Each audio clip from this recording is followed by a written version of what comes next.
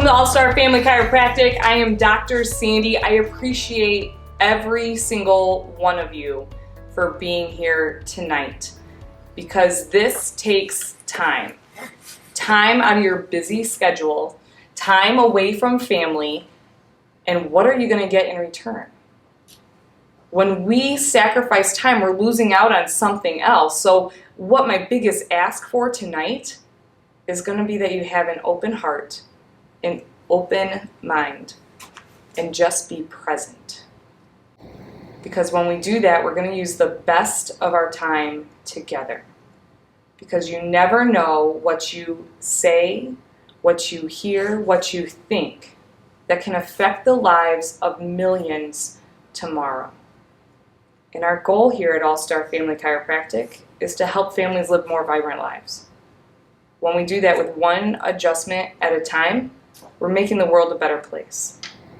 So today we're here to talk about Ask Dr. Sandy. This one's a fun spinal workshop. These happen every other Tuesday night for the majority of the year. So we have our calendar that will hopefully be posted on Facebook and our website if you're interested in more events. But Ask Dr. Sandy. So we have questions that patients have written out for the last 2 weeks that we're going to dive into. This workshop has the potential to go on tangent after tangent after tangent. So you may want to stick to the end because you never know what subject is going to come up. And from the audience here, you are more than welcome to stop me, interrupt me, and ask your own questions as well. Starting off, do we have any questions? All right, so we're going to the jar. I think I did pre-select some of these. I went through them to make sure that none of them were repeats and that I could answer them and stay right here in front of you guys. So question number one, I'm not gonna lie, I wrote this one myself, but it does come up. It came up at the conversation at the adjusting tables about 2 weeks ago. What happens if I die? We have all these patients coming in on a regular care plan. They've chosen our office. They have their schedule set out. And what happens if I'm not able to be there that day? My team has been trained to pick up the phone, to call my coach and say, who's next? To step right over my metaphorical body and say, let's get another chiropractor in here and continue our patient's care because your adjustments are not about me. They're about you. And so even if I were to have a sick day or an extended vacation where I brought another doctor into the office and that day is coming, if that were to happen and someone gets mad that, oh, I thought Dr. Sandy was adjusting me today. Well, it's not about Dr. Sandy. You might like the way I adjust. We might have that relationship already, but your adjustment is what's important. Because a nervous system, a brain and body connection that isn't functioning properly isn't worth as much as one that is. And that would not be serving our purpose of making the world a better place. So showing up to be adjusted is what counts the most. Next question. Who adjusts Dr. Sandy? So I believe that the best adjusting schedule is actually once a week. Then there's multiple studies that back that up as well. Some people do find just once a month, but I choose to be at my best specifically for all my patients and for my family, which means I get adjusted every week. And I go see another chiropractor here, Dr. Katie in town, that I see every Tuesday morning. And tonight being a Tuesday night, I was there this morning. And when she was gone on vacation in Florida for the last 2 weeks, I went and saw Dr. Melanie, a different chiropractor. And then I was right back with Dr. Katie the next week. It's not about who adjusts me, but how important it is that I get adjusted to be at my very best for all of you. Any questions yet? Next question from here. Is any at-home cracking okay or healthy? So like example in the 3 movements you assign to all patients. Okay, so here's two questions inside of that. Cracking. I can peg a self-cracker when the moment they walk into our office and they agree to the exam. So there's different places that you can crack your body. Here's what I will tell you. We have a lot of neck crackers, right? People that want to do this. Now here's the general rule. The difference between you cracking yourself or having a friend do it for you is that they're just mobilizing a joint. An adjustment is going to put the joint in the correct position so it won't feel always that need to be released and cracked again. Now there's right and wrong ways to be cracked, which we call adjusting. I adjust, people self-crack. We call it being addicted to the crack. Don't be addicted to the crack, okay? It's not about that at all, but getting a joint to be in a proper position. So if you are self-cracking and you're doing your neck and you like to take your jaw and you do this thing, you are now creating your jaw to be a long lever. And if you remember back in physics class, if you took it, a longer lever allows us to apply more pressure. Well, when there's more pressure on the joints in our neck, there is a blood vessel that goes in between the bones that feeds the brain. What has happened in multiple occasions is that someone doing this applies too much pressure there and the blood vessel breaks, creating a stroke. Not okay. So is it safe to self-adjust or crack? Not really. However, let's talk about a different joint. Lots of people are finger crackers, okay? This, yeah, I call this cracking, not necessarily adjusting. The wrong way to crack joints, specifically in this case fingers, is to push down on them or to twist them sideways.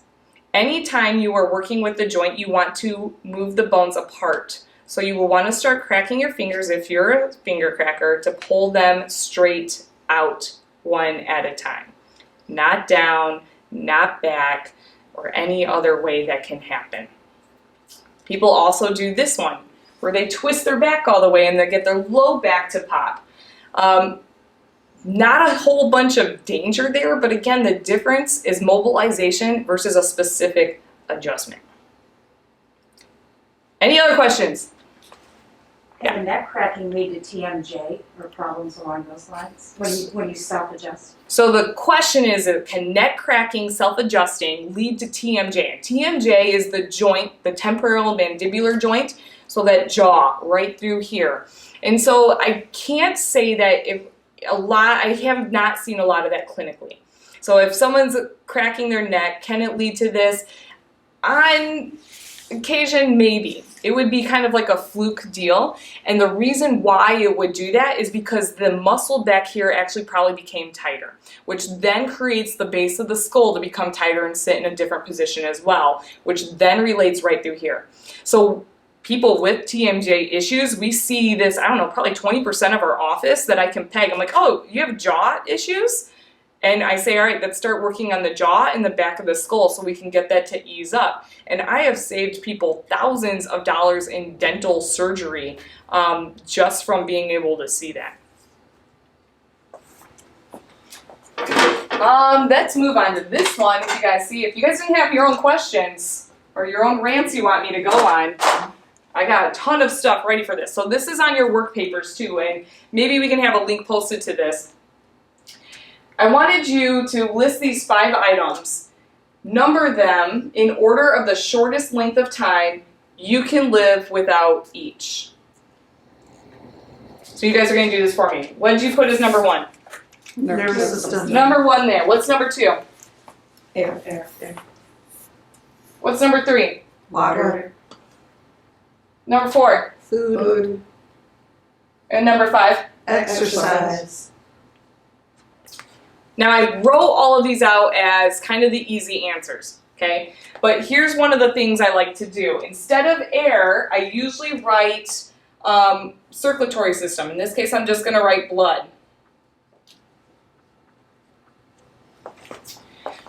So if I put circulatory system on one of the answers, most commonly we will see patients change 1 and 2 around.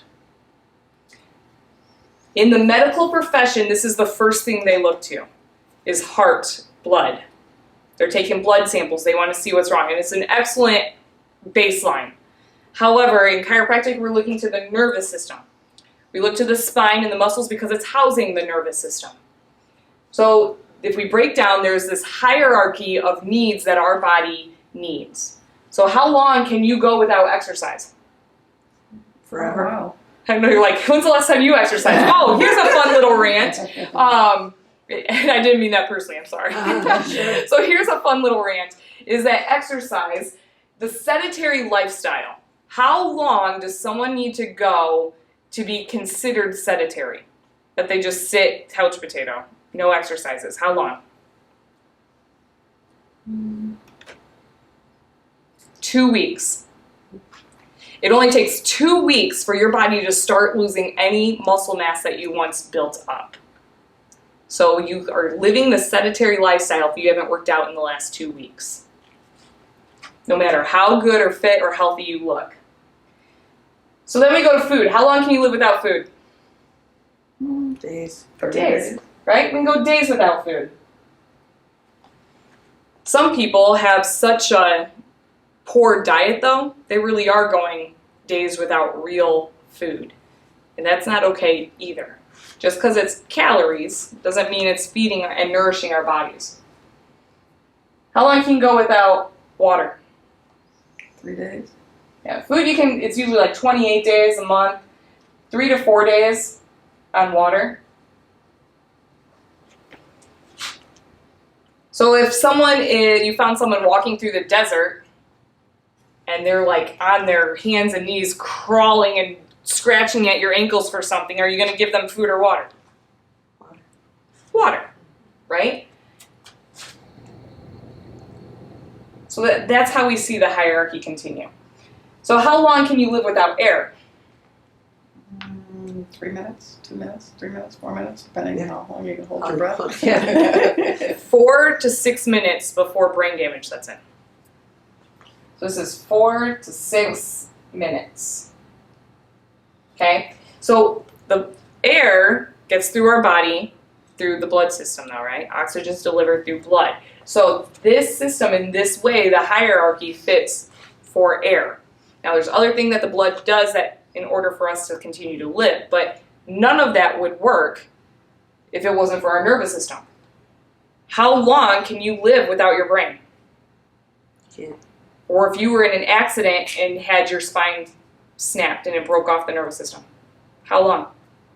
It dies. You can become paralyzed. You can't. This is 0. This means this is the most important thing in our body. Yet what are we doing as a society to take care of our nervous system at all? In general, overall, not much. We're constantly stuck in fight and flight mode, figuring out all the preparation of like food or exercise or kids activities and go, go, go and job, and we're on this rat wheel of just a cycle after cycle of not taking care of ourselves or putting ourselves on the back burner. In fact, that's my soapbox. In this office, I have the biggest heart for moms. If we have families coming in, I want moms to take care of themselves first, because mom is constantly the one to take care of everyone else. But that's my airplane talk. If you get on an airplane and the flight attendants are going through the takeoff procedures, what are they're talking about? If the cabin loses pressure, the oxygen masks are going to fall. Who do you put the mask on first? Yourself. The mother. You put it on yourself first. And then help the kids next to you or anyone else needing assistance. You cannot take care of everyone else before you take care of yourself. It just doesn't happen that way. And in fact, when I say this to mothers, they tend to have a light bulb that goes off over their head. Is that how do you want your kids to learn to take care of themselves? Because you need to be the role model in the way that you need to show your kids in how to take care of themselves. So for example, at my house, I let my kids know, hey, I will be right with you after I take care of myself first. I'm going to get my plate of dinner first and then take care of yours. Something as simple as that. Or if it's my time for exercise or for my meditation or my prayer, and my kids are asking for me to go do something else, how easy is it to be like, yeah, I'll go play with you. But to sit down and say, this is important mom time. You can sit here with me silently or pray with me or work out with me, but this is what we need to do right now in order for me to be my best version of myself. including getting adjusted. That's what I talk about, having a thriving nervous system, not one that's just surviving, where we're stuck in fight and flight mode all the time. That's not okay. Any questions out of that one? I'm moving on. Okay. So really prepared here. I now have a list of 42 questions. What can a chiropractor do for headaches? Well, we get this one a lot. I would say probably 20 to 50% of our patients come in with some type of headache, or probably close to 99% of people have had a headache in their lifetime, right? They're extremely common. What people will typically say, though, that's just a normal headache. There's no such thing as a normal headache or migraine. It is common. Headaches, pain in the body in general, is a warning system saying that something is wrong. That is our nervous system saying something's out of balance here. We need to figure it out and find out what we can do to stop this from reoccurring time in and time out. So does adjusting help the headache?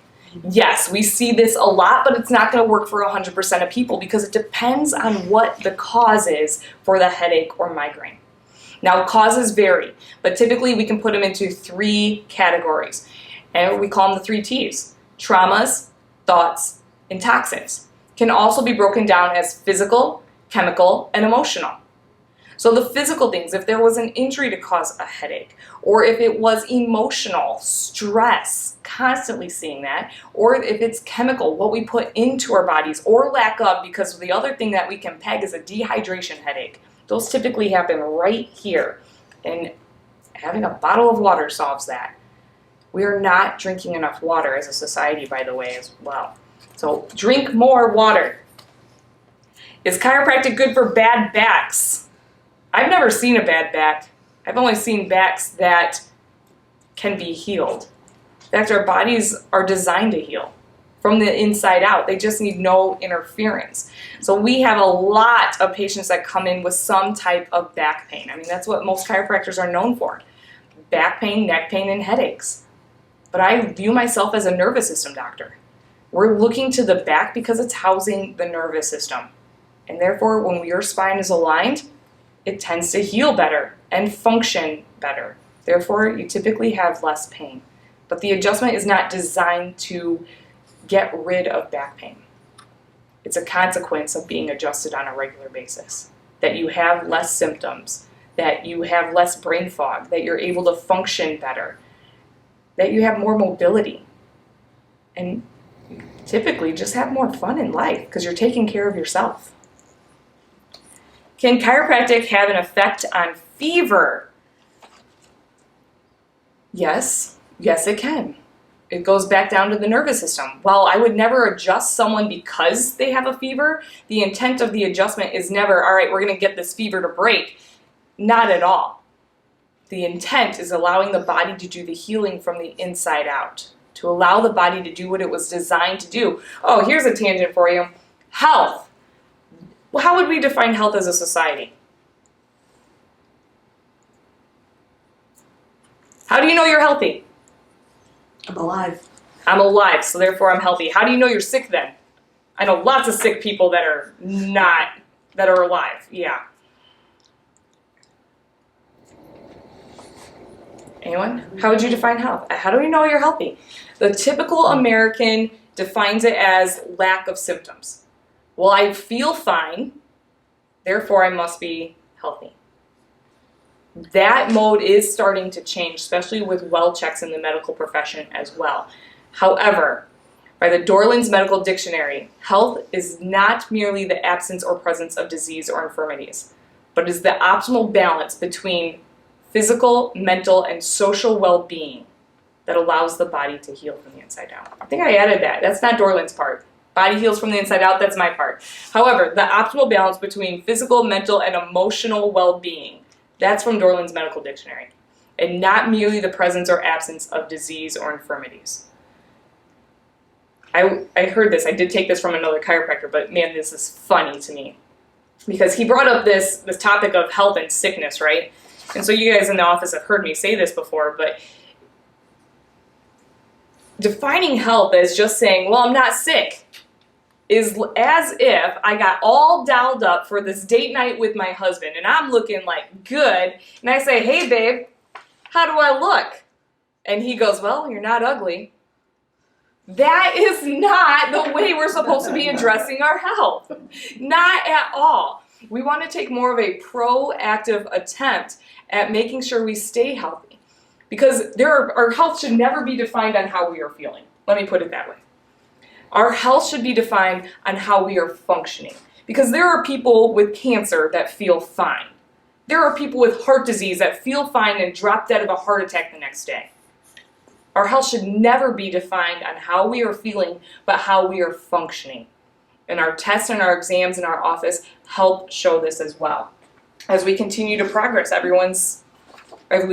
monitor everyone's progress and making sure that adjustments are necessary in order for the nervous system and the body to function better. Isn't it possible to hurt someone by twisting their neck or pushing on their back? Okay, so it sounds like there's two questions. If you're not trained, yes, of course there's that potential, right? However, is it possible for me to hurt someone by twisting their back or their neck? I have a lot of practice. So let me change the question to this. Are there negative side effects to getting adjusted? And yes, there can be. The number one side effect is soreness. Much just like after you've had a workout, feeling sore the next day. In many cases in our office, people that are coming in with pain, we can do gentle adjustments on, but we are now moving a bone back into a position that it may not have been in that position for decades. So now your body's not used to it. It might start to turn on more muscles. Your muscles become sore, they're getting worked differently, and it affects the whole rest of your body.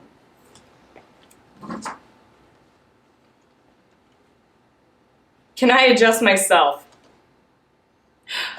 I cannot. I wouldn't trust myself to adjust myself, and I know a lot. So I don't think you should trust yourself to adjust yourself.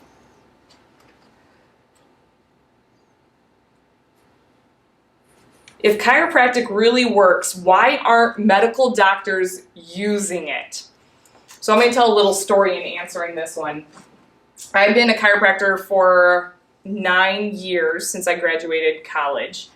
And in my first couple years, it's the same doctor, but he told 3 of my patients, don't let me adjust your neck because I'm going to kill them. By the way, all 3 of those patients are lived and they let me adjust. And when they told me this, my reaction was this. I bet your doctor's over 50 years old. It is an old school way of thinking. Doctors, yeah, they're telling what their truth is and what their perspective are of chiropractic care. But that's all it is more of their opinion. They're human too. They don't know what I do in my office can be safe, effective, and gentle. And we assess that and make sure it is safe for everyone. There have been some freak stories out there across the nation, but that's not the typical. In fact, when it comes to side effects, just like we were talking on the last question, comparing the medical field and side effects to what a chiropractic adjustment and the side effects are, there's a vast difference. I mean, the majority of people that are using the medical field in order to heal their bodies, they tend to have a medication for the side effect of the medication of that side effect of that medication. And it keeps going on and not really addressing the cause. Whereas chiropractic addresses the cause. Therefore, the side effects tend to be a lot less. In fact, one of the stats I remember reading, and this is off the top of my head, so don't quote me, it's something like 1 in 5 million adjustments where there's a severe side effect. 1 in 5 million. In the 9 years of my practice, I don't even think I've adjusted 9 million times yet. It depends on how, is it adjustment per patient or is it per vertebrae? It depends on how you would break it down. But comparing side effects and is it safe, that's a given. Everyone should be under chiropractic care, whether they believe in it or not. Chiropractic care is like gravity. It's gonna work whether you believe in it or not. And so why doesn't the medical profession use it? Well, they're starting to. I'm having more and more medical professionals say, hey, go check her out. You need a chiropractor for that low back pain, especially in the pregnant population. They're recognizing that there's not much or even drugs that you want to take while you're pregnant, while you're growing the life in you. So they want something more conservative. And as we're talking about conservative and the hierarchy of things that are to come, in the list of these things, there's chiropractic care, then there's drugs and surgery, and well, that's basically it. Drugs and surgery. Drug, surgery, chiropractic care. In the hierarchy of what is the safest, what should we be trying first? Least invasive. The least invasive. We want to start with chiropractic care, then move to drugs, and if those don't work, then our last option should be surgery. But many times I see patients start jumping straight to surgery.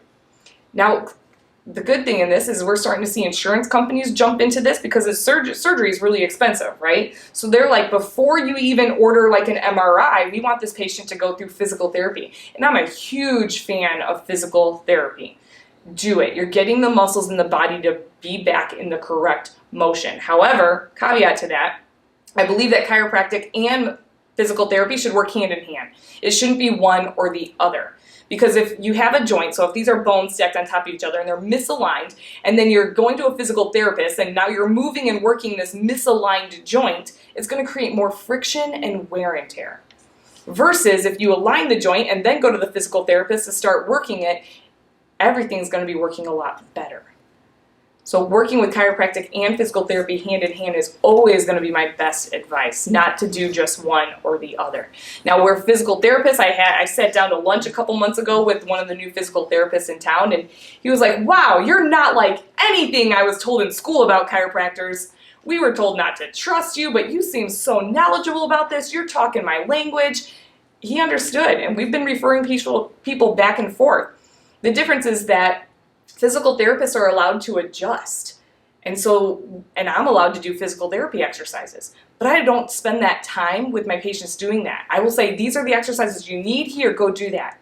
The physical therapist is going to come in and say, let me show you how to do these right and keep you accountable to make sure that the body is progressing. That's what you need a physical therapist for. So do them both in hand. Let's go in somewhere else with that. I forgot. Oh, here's a good one. Once you start seeing a chiropractor, you have to go forever, don't you? So that's a big myth, because here's the deal.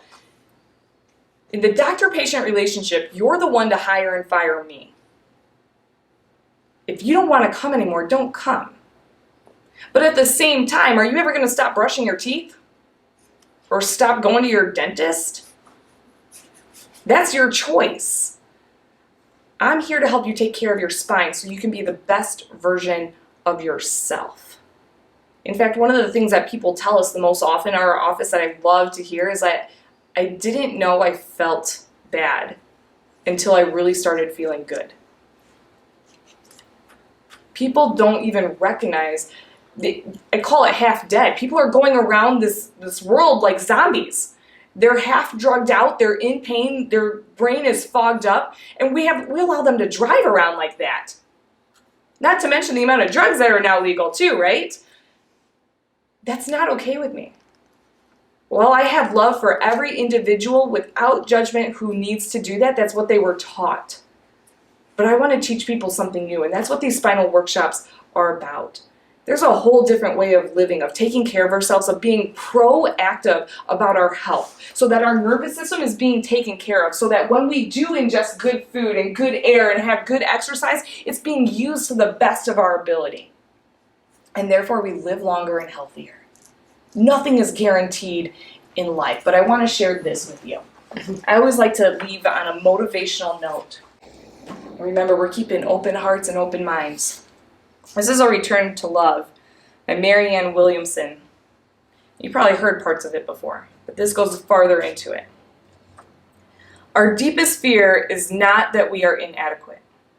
Our deepest fear is that we are powerful beyond measure. It is our light, not our darkness, that most frightens us. We ask ourselves, who am I to be brilliant, gorgeous, talented, fabulous? Actually, who are you not to be? You are a child of God. Your playing small does not serve the world. There is nothing enlightened about shrinking so that other people won't feel insecure around you. We are all meant to shine, as children do. We were born to make manifest the glory of God that is within us. It is not just some of us, it is in everyone. And as we let our own light shine, we unconsciously give other people permission to do the same. As we are liberated from our own fear, our presence automatically liberates them. So who am I to remain silent? Who am I to not stand up here in front of cameras that created nerves all afternoon and just to say, I'm here for you? This is what I know. I pray that your open heart and your open mind took at least one piece of it so that you can apply it to your life tomorrow or even tonight so that you can become a better version of yourself. And we always invite the public to these spinal workshops. We ask that you register, but you're welcome to show up. If something got canceled, show up. Every other Tuesday night at 6:30 to 7, a quick half hour of your time so that we can be brought together in community to save more lives. And it starts with you just showing up to give this time. But don't be silent about it. That one thing or two things you choose to apply to your life, make sure you spend the time to share it with the people you love, who you want to see a better version of themselves too. And our family is usually one of the hardest people to do this with. So if you need any help from us in order to get a message to them, whether that looks like coffee with the doctor, that looks like an email, that looks like bringing them here to a spinal workshop, let me know the best way that we can serve them so that your questions become answered and we make this world a better place together. Thank you guys for this last half hour. It really means a lot to me that you chose to be here to serve yourself and this world. I'm proud to be in it with you.